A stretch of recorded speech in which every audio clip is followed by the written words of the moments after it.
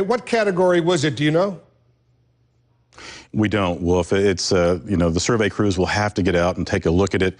There's no doubt that it was a very, very strong tornado, and for the folks on the path, we certainly hope that they knew that the severe weather was possible, activated their emergency plans, and I have to say for folks downstream or who are in the path of other storms that are developing, this is a very dangerous situation. Have your plan ready to go, activate it when storms are approaching to keep you and your family safe. So what do we anticipate, and that's your job to give us a forecast over the next hour or two?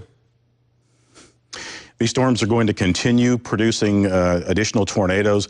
They'll also produce some very, very large hail, perhaps larger than the size of baseballs. We're also concerned that there may be an enhanced and widespread damaging wind threat with storms as they merge together. And unfortunately, this is yet another day of an event that will continue tomorrow from Texas up into the Mississippi and Ohio valleys, and even continue in the middle portion of the week over the Ohio Valley and into southern New England. So as bad as today is, this is not over yet.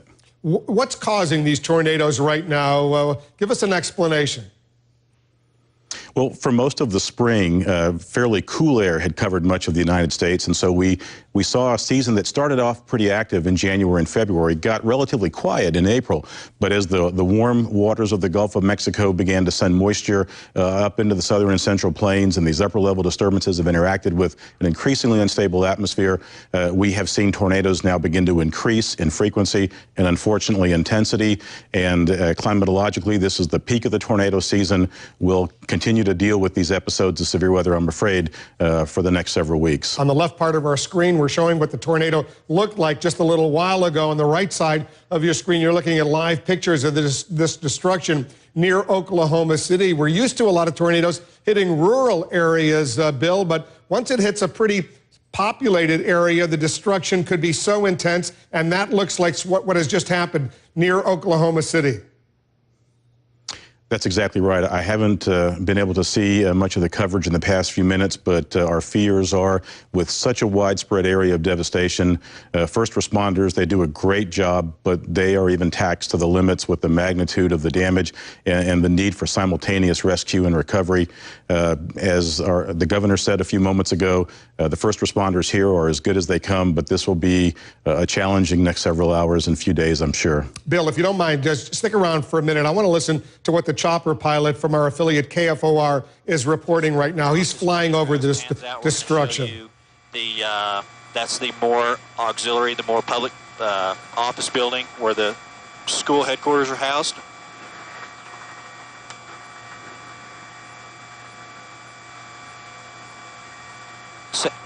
Sounds good, Linda. Thanks. That's our chopper pilot from KFOR. Our affiliate, Bill Bunting, is still with us from the NOAA Storm Protection Center. Bill, if you could hear what he was saying, it looks awful. It feels awful. This area, I think you can see what's going on. Are you familiar with this area near Oklahoma City? I am. It's a highly populated area, especially as you move progressively eastward towards the I-35 corridor, and from there points east. It's just an area where I hope folks knew, damage was inevitable at this point, but we really hope and pray that folks were able to get to the safest places in the buildings that they were in, and that they're okay now as the storm passes. And you think there are more, though, on the way? Well, there are certainly more tornadoes in store for portions of Oklahoma. As far as that particular area, there may still be additional storms which will only hamper rescue and recovery operations, but this is not the last tornado that we will see with this weather system over the central and southern plains today. And as I mentioned earlier, the threat would just shift a bit farther east and south as we go into the day tomorrow. Mr. Bunting, hold on for a moment, because Carrie McKellips of the Newcastle, Oklahoma Chamber of Commerce is on the phone. Carrie, what are you seeing? Where exactly are you? I am particularly on Highway 37, just east of our Walmart, and it went through some additions here in Newcastle. And what's the damage there? It's pretty bad. It took out the addition that I can see. I've not left where actually I was at, but there is a housing addition where there was some homes being built and some homes where people lived in, and it pretty much took all the homes in that addition. And are you seeing first responders on the scene, or are there firefighters, yeah, police? Fire trucks. The Tuttle Fire Department has come in. They've already gone by. Yeah, absolutely. Our city is on it. They've been on it all day with calling all of our residents, making sure that they are weather aware, as well as our school superintendent, calling and making sure that kids got picked up early from school. So we've been getting calls all day from both. And where were you when the tornado hit? I was in the cellar, and we could see it forming right to the west of us, and just about when we felt it was going to form, we closed the cellar door and could hear it above us. Was there damage to your home? Scary. I'm actually at a friend's house because we don't have a cellar, but yes, it completely took their barn out, and there's scrap metal everywhere, and took most of their trees, out their play set. So, yeah, there's a lot of damage. And have you seen injuries since this tornado went over the area? I have not, because like I said, I have not left my location, but there are lots of emergency crews out there. When this tornado was going and you were hunkered down, was going over, how long did it seem to last as it went over the building, the home where you were trying to hide out? Well, to me, it seemed to last a lifetime, but I would say probably 15 minutes, maybe. What did it sound like? It started off some light winds, and then you could tell the wind picked up a lot, and then you could hear a lot of banging and clanging. And I'm assuming that it was stuff hitting the top of the cellar door. And now you're still with your friends in the cellar, is that right? Yes. So far you're still reluctant to leave the house. Everybody says remain hunkered down. Is that right? Yeah, because there's still storms coming. How many people are you with? There are there's 4 kids, 3 dogs, 3 adults. My husband is somewhere in the city. So, what is that, 7 of us? And then our dogs, too. That's a lot of fun. Yeah, that's a lot of friends. Anybody else with you? Any of the adults want to join in this conversation? Do they have anything they want to add? I don't think so. They're kind of busy with other things because people keep stopping to make sure we're okay. So. But so far, everyone with you is okay? Everyone is fine, yes. All right, that's good to know. All right, Carrie, thank you very much. We'll stay in close touch with you. Carrie McKellips of the Newcastle Chamber of Commerce. She's hunkered down in the basement with some friends. Her husband is elsewhere. We were also getting the latest from William Bunting. Mr. Bunting, are you still with us? I'm here. All right, you heard her description of what was going on. I assume you agree they're doing the right thing, remaining hunkered down at this point. Absolutely. There are still more storms in the area. It's just best to stay there until you know the threat is absolutely ended.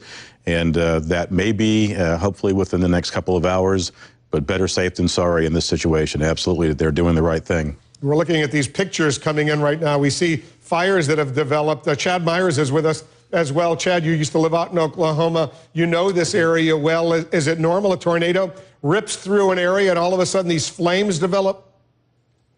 Well, you know, there could be gas leaks. There will certainly be water main leaks. There will be power lines that you think are dead, but they're not, and they could be sparking as well. Typically, you don't get too much like this, but when you get well, if we're talking EF3 to EF4 damage, somewhere between 150 to maybe 200 miles per hour with some of this damage I've been looking at from these aerials, that this is certainly a possibility. Something else, we talked about Newcastle with the emergency managers a little bit ago. There's another rotating thunderstorm not that far from Newcastle that very well may get toward Valley Brook and Del City. There's not a tornado warning on that yet, but you see what can happen with these rapidly developing thunderstorms. There is a severe thunderstorm warning on that cell, and if it continues to rotate or rotates even stronger, it may be upgraded. So Valley Brook, Del City, you need to pay attention rather quickly. Midwest City as well. There are more rotating thunderstorms, Wolf, and they will rotate for much of the night. We'll watch them here for you. We're told, by the way, Mr. Bunning, you're in Norman, Oklahoma, that all the students are being held, all the buses are being held until this tornado warning has passed. Are you outside or inside right now in Norman, William Bunting of the NOAA Storm Protection Center? I am inside here in South Norman. Before I left our operations center there at the Storm Prediction Center, a couple of our employees were in touch with their family members, one of whom is a teacher. Up near where the tornado hit, everyone was fine. They knew it was coming, but we are unfortunately very close to the areas that were hardest hit here this afternoon. Norman is a major university town as well. A lot of students, I assume they're in shelters, they're in bunkers right now, Mr. Bunning, right? To my knowledge, classes have actually, for the spring semester, have let out, but there were a number of folks on campus, as you would expect this time of the year. But again, the early warning, folks knew what to do, and unfortunately, we get opportunities to put our severe weather plan in action more than a few times a year here. Chad, you have a quick question for Mr. Bunning? Well, Mr. Bunning, we knew this was going to be a big 3-day period. Did you anticipate this? Well, we certainly knew the potential for intense tornadoes was high. You never want to see it strike a populated area. In fact, you don't want to see it strike where there are any people. But we know that this area is highly populated. We certainly feared this was possible, and it unfortunately seems like our worst fears have happened today. Again, I can't stress enough, I just hope that everyone heeded the warning, had a plan, and were able to keep themselves and their families safe. Look at those pictures of the destruction there on the right part of your screen. The left part, those are tape pictures of what the tornado looked like just a little while ago. And look at the destruction. These are live pictures coming in right now. Let's listen into the chopper pilot from our affiliate KFOR.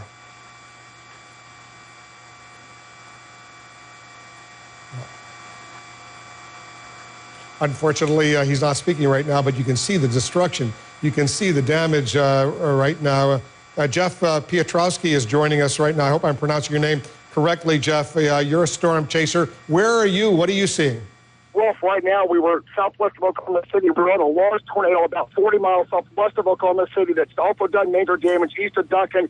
That tornado storm's going south of Norman about 40 miles. I'm now dropped down to southwestern Oklahoma, and we've got a tornado on the ground north of Red River. This is going to be northeast of Wichita Falls.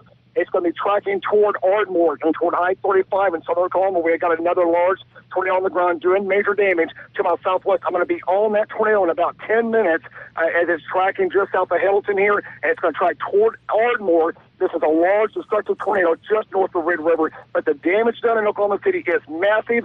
There's people trapped all over the city, and it's also hit a school, and there's massive rescues underway in Oklahoma City at this time. And what you're saying is there's another tornado that you're near, that you're watching right now? Is that what I'm hearing?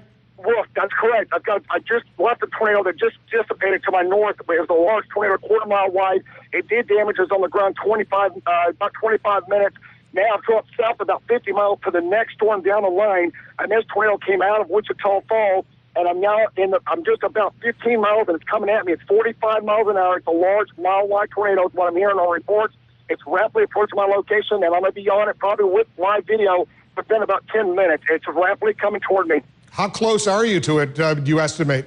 Right now, it's about 15 miles southwest of me, and it's coming in just north of Red River. I'm in Hamilton and getting ready to track, and I can see the storm. I cannot see the tornado yet, but I can see the storm. It is a large supercell, as we call it.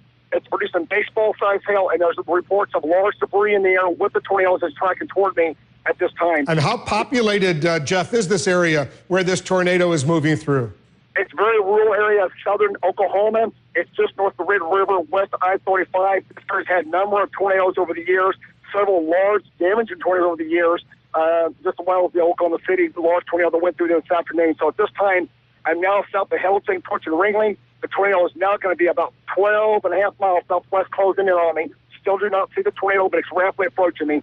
So you're heading toward the tornado, or are you trying to escape the tornado?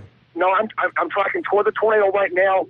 I'm going to get in front of it and film the tornado as it tracks toward me, and it's going to move right toward I-35, and it's going to start moving toward larger communities as this large tornado to my southwest moves toward Ardmore and northwest of Ardmore. But this is a large destructive tornado north of Red River. if it continues on the ground, it's going to get into more populated areas over the next hour, and it looks like at this time it's going to continue to do that. And we're showing our viewers live pictures of the destruction in the Oklahoma City area. Chad Myers is joining us in this conversation. Chad, I know you have a question for Jeff. This storm, Jeff, is very close to Ryan now, heading quickly to the east. It will track to the south of Ringling, probably south of Wilson, and then on over to the I-35, and that's where you talked about, where it does get a little bit more populated. But this storm is circulating now. I'm watching it on radar. It did pass south of Waurika. That is some good news. Didn't hit the populated town of Waurika, but the cone continues to move off to the east in Ringling, probably around 45 minutes away from you, although it should track to the south. These can turn left and they can turn right. We will certainly watch them for you. There's Purcell, there's Pauls Valley, there's Lindsay, there's the rotation, and Ryan. There's the storm system right there. There's green and the red. We watch the green and the red, Wolf. It's about the red lights of the tail lights of a car moving away from you, and the green lights you see coming at you, those are the headlights. That's the rotation we're seeing here. And our Jeff Petrowski is right there, just out of Ringling. The tornado on the ground is right there, not that far away, Wolf. How many tornadoes, Chad, do we estimate already within the last couple hours have touched down in this Oklahoma City area? Maybe 3. The big one was the Newcastle, across Moore, and then finally down.